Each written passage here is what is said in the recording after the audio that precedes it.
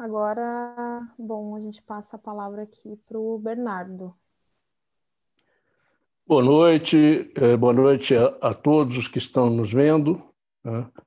Boa noite a Val, e agradecer ao MRT pelo convite para participar desse debate, que eu acho muito pertinente. O legado de Trotsky para as novas gerações, é um legado enorme, né?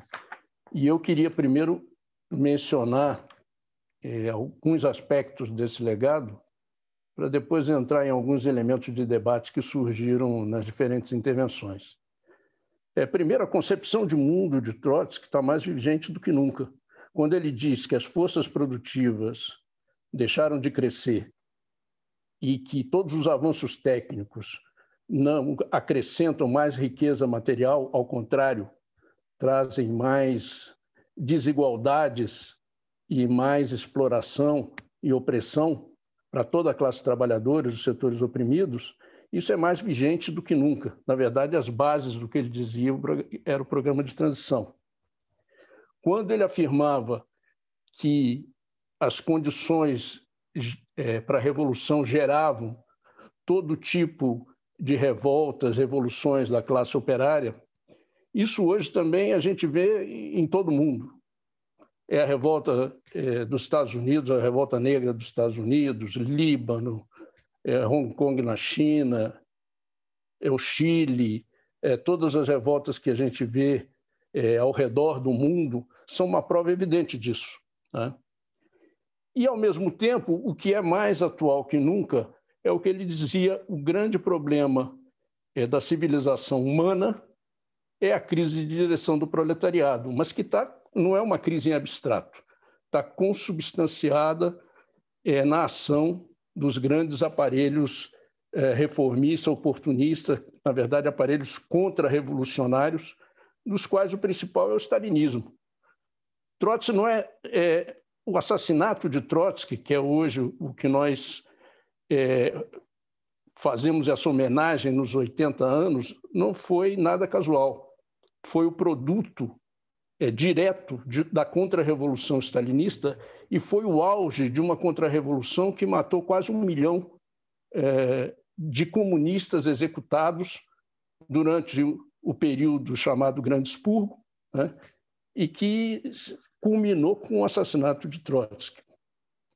Então, dentro disso, Trotsky também deixa um legado, quando ele dizia que um elemento fundamental para as novas gerações revolucionárias é manter a independência de classe e não participar em nenhum tipo de frente popular, ou seja, de frente de colaboração de classes, nem eleitoral e muito menos nos governos atuais, nos governos burgueses.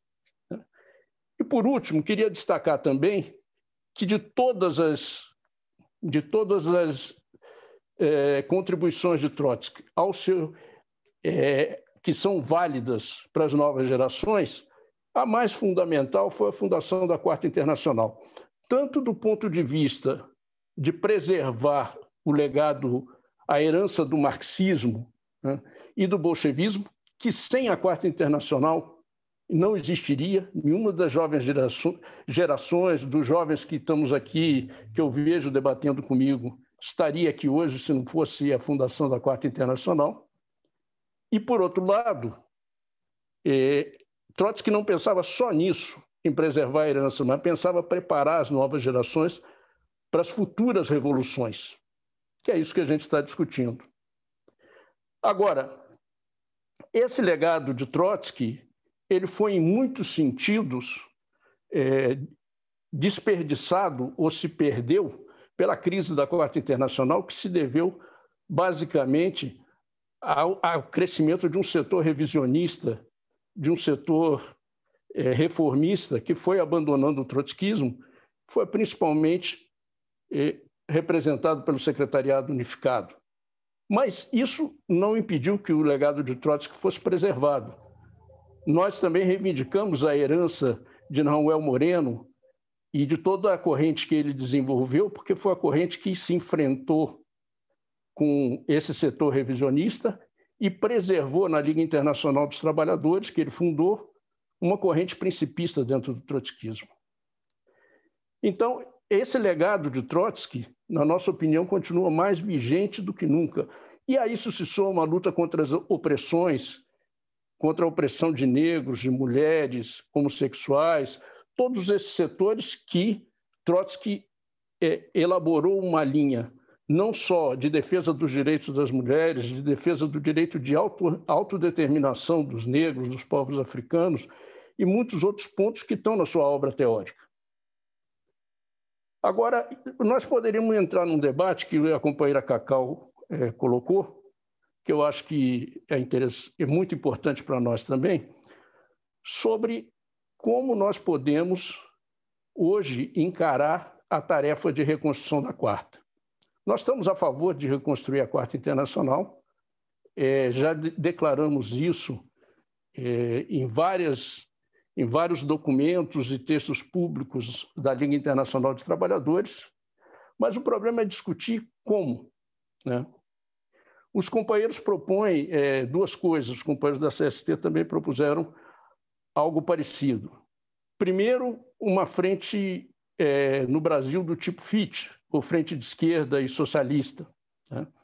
E, por outro lado, uma aproximação com uma conferência que os companheiros convidaram. Então, eu queria colocar que nós temos uma diferença de método. Trotsky recomendava, em qualquer aproximação entre revolucionários, que não bastava ter acordo em programas gerais ou em pontos gerais.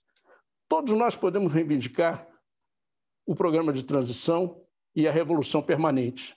Mas Trotsky dizia que isso não era suficiente, nem era a base para a unificação.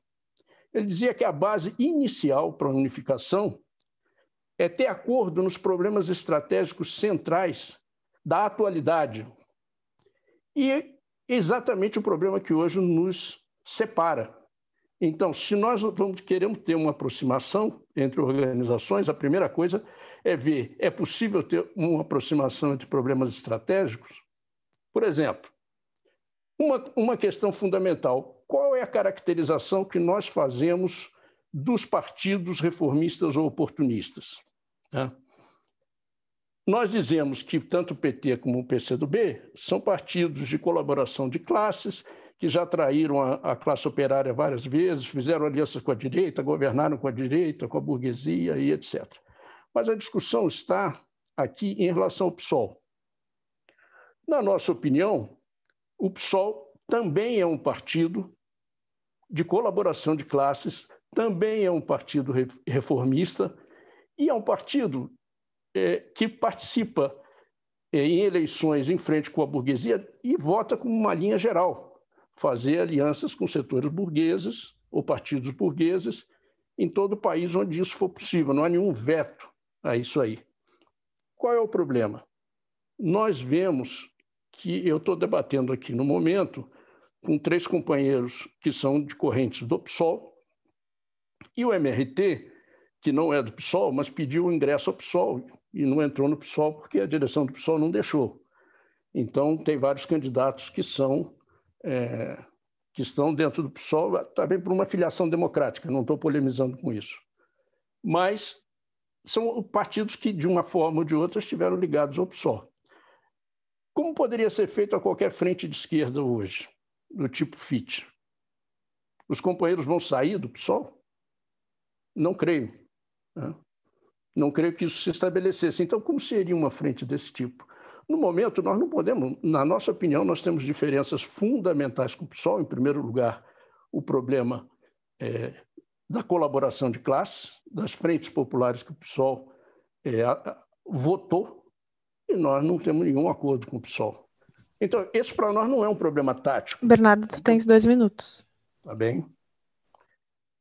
Nós estamos a favor, e creio que seria muito importante fazer unidade de ação, e não só com os grupos que estão aqui, mas com qualquer outro grupo que queira fazer essa unidade de ação por vários pontos. Pelo Fora Bolsonaro e Mourão, Fora Bolsonaro e Mourão, tem um acordo sobre isso, pelas medidas de emergência e de luta contra os efeitos da pandemia, em apoio à Revolução Negra nos Estados Unidos, ao Líbano, ao Chile, em todos esses pontos, nós podemos fazer, e outros pontos que foram citados pelos companheiros, nós temos total acordo em fazer unidade de ação. Agora, os outros pontos que a companheira Cacau, com gentileza, inclusive enumerou, dizendo que nós temos diferenças muito grandes, e é verdade, tá? Apesar dela ter, na minha opinião, distorcido várias de nossas posições, que não vai me dar tempo de refutar, mostram que esse chamado a uma conferência em que pudéssemos desenvolver alguma tentativa de reconstrução está baseado em uma aproximação que não é verdadeira, né? No momento, infelizmente, nos separam vários pontos que, no momento, não permitem isso. Espero que, no futuro, a gente chegue a acordos maiores, tá? Mas que tem que saltar obstáculos muito grandes ainda.